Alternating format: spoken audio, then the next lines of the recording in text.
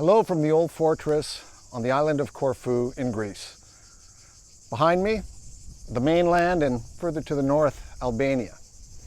And behind me this way you can see one of the other towers of the Old Fortress. I'm standing on the highest one, and the other one is there below me. This fortress was built by the Venetians back in the 1500s, and it was a major fortress for them because Corfu held a strategic place in terms of geography for both military and trade purposes. To ensure that the fortress could never be taken by invaders, the Venetians built a moat around it, and they built many walls, many barriers.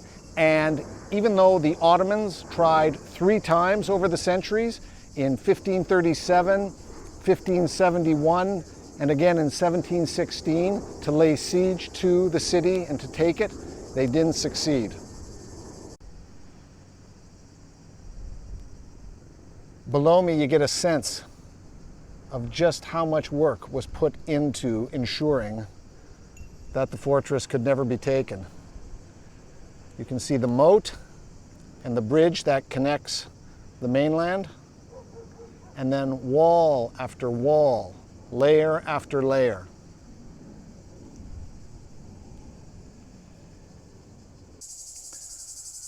I've come down from the top, and I can tell you it's a lot cooler down here.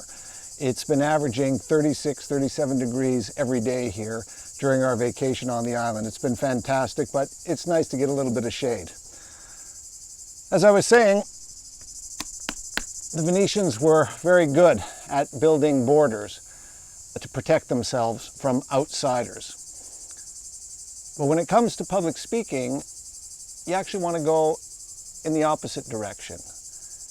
Being a little bit vulnerable may not be good strategy militarily, but in terms of public speaking, it is a fantastic way for you to connect with your audience and to actually boost your credibility. So what do I mean by being vulnerable?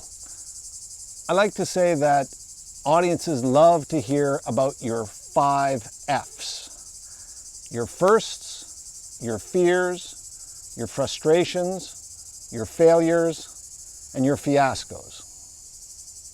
Now, it doesn't mean that you talk about all of them, and you certainly don't have to spend your whole time talking about times when you were vulnerable.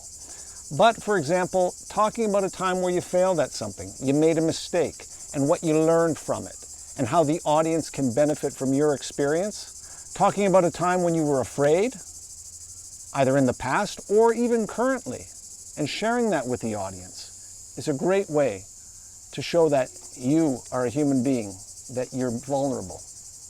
Talking about the first time that you did something and how it was new and perhaps a bit confusing or strange. These are just some examples of ways in which you can be vulnerable. Now, sometimes we talk about things that are very, very personal to us, and I always tell people, you have to be in a position where you are able to talk about these things. If you're falling apart on stage, that's not good.